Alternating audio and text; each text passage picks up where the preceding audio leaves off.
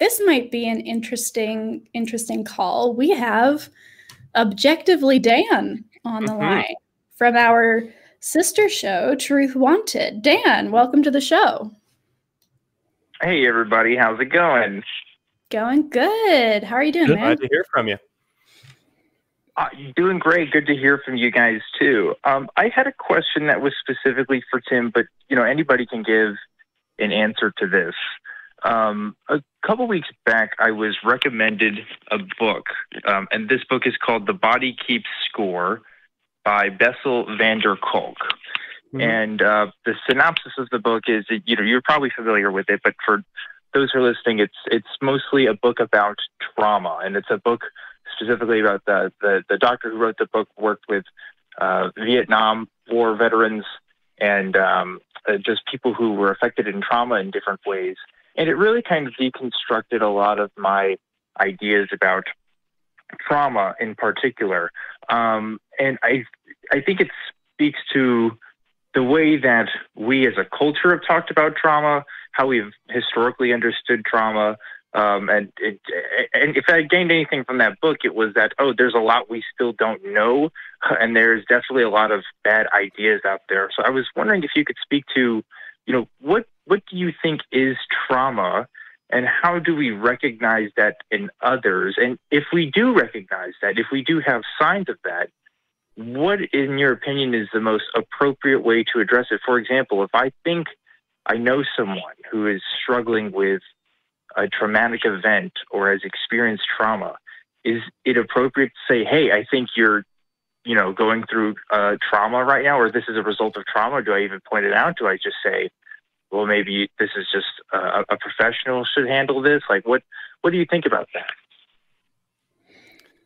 Yeah, well, I know that I kind of have my sort of pat response to the question of what is trauma.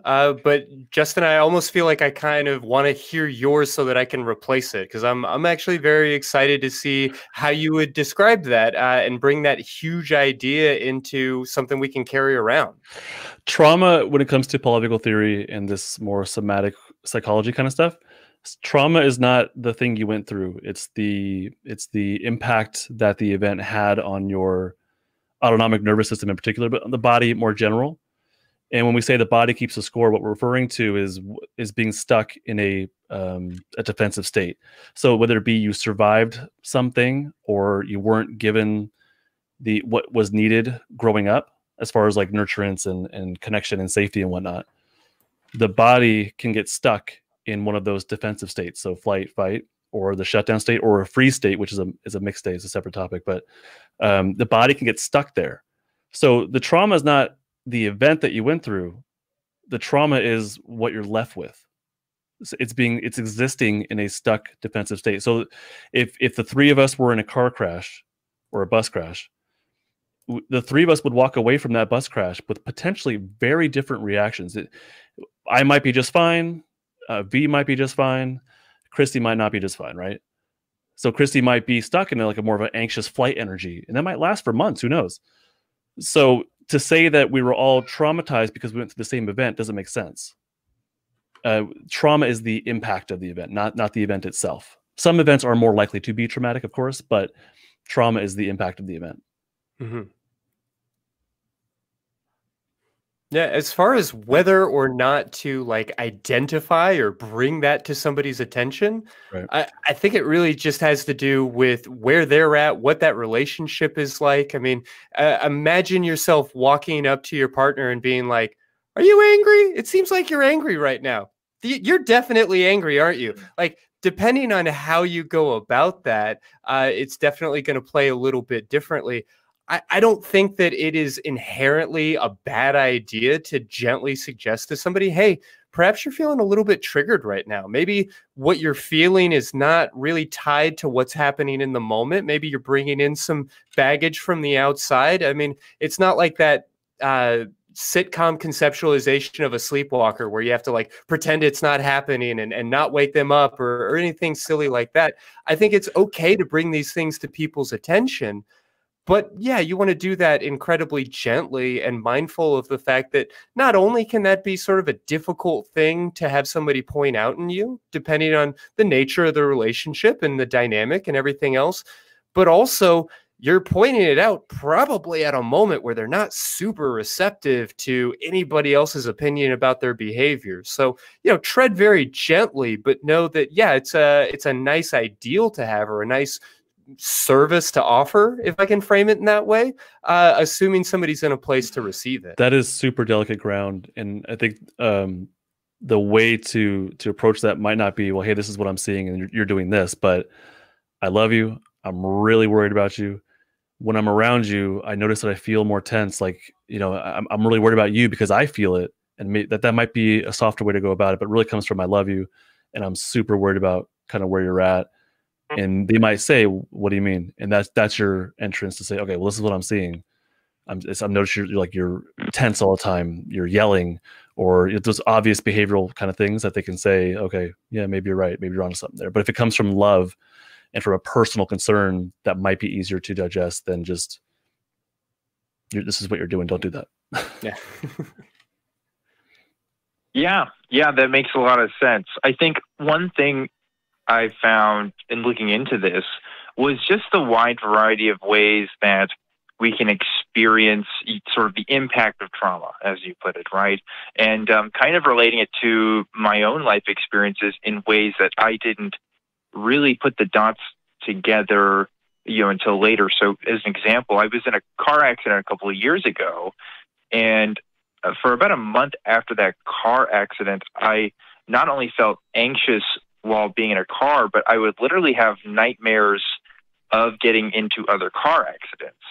And at the time, I guess I didn't realize, oh, that's kind of the impact of this, you know, traumatic event. I saw that, you know, there was a correlation there, but I didn't realize, I didn't put it together in other people's experiences, if that makes sense. I didn't see how that was me being stuck in a loop. I thought I was just still kind of a little shaky from the event, but I didn't realize, oh, some people experience that for years with other kinds of events. Right. So it was interesting.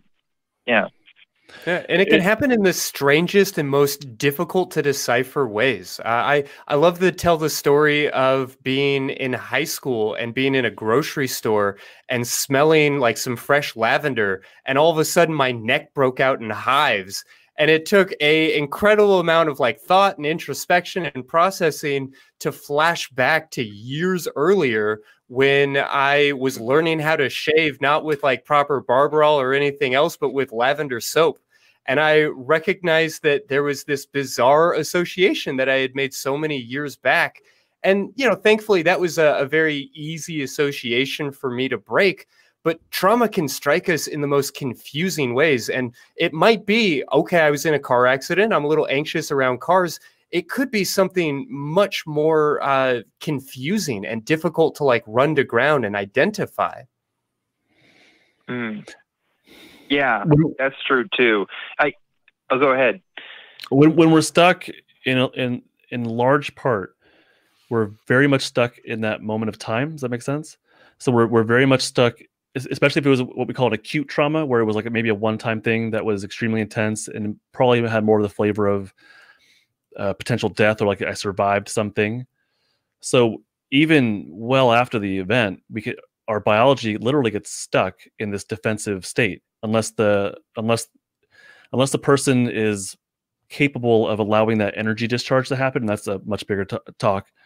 But we're very much stuck in that moment. And so it pops up in our dreams, and it pops up in those little moments like in a grocery store where the most benign thing is actually a reminder of, it's a cue, like that input comes into the brainstem, and the brainstem doesn't see an innocent smelling lavender thing.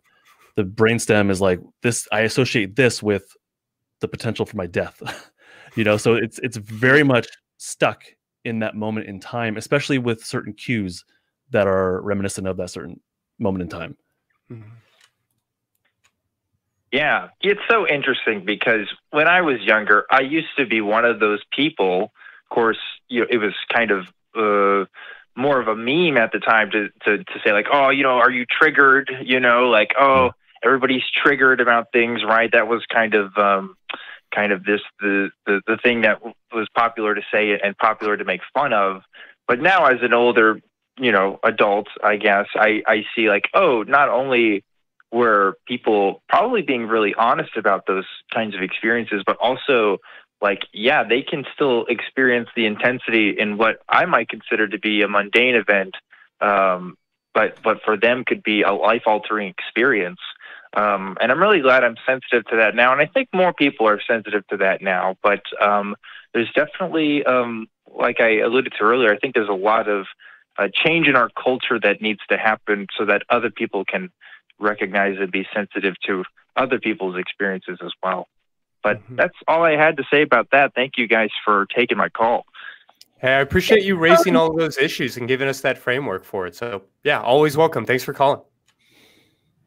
Absolutely. You guys have a great show. Bye.